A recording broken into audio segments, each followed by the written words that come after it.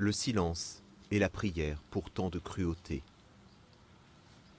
C'est le choix du pape François qui a refusé toute prise de parole lors de sa visite à Auschwitz-Birkenau, près de Cracovie.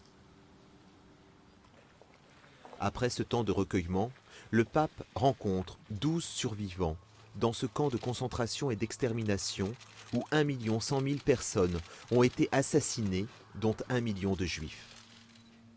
Il s'est recueilli devant le mur de la mort où les nazis exécutaient leurs prisonniers d'une balle dans la tête.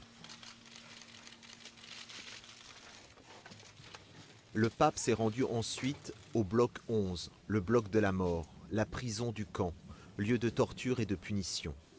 Dans la cellule 18, celle du franciscain Maximilien Kolbe, un prêtre qui a offert sa vie pour sauver celle d'un père de famille, le pape a prié seul, 75 ans, jour pour jour, après l'acte héroïque du prêtre polonais.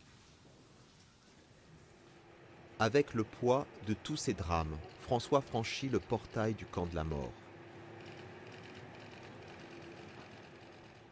Puis se rend au mémorial d'Auschwitz-Birkenau, toujours en silence, pour écouter le grand rabbin de Pologne chanter en hébreu un psaume, chant de douleur et d'espérance. Adonai shema v'koli, tihiyana oznecha kashuvot l'kol tachanunai.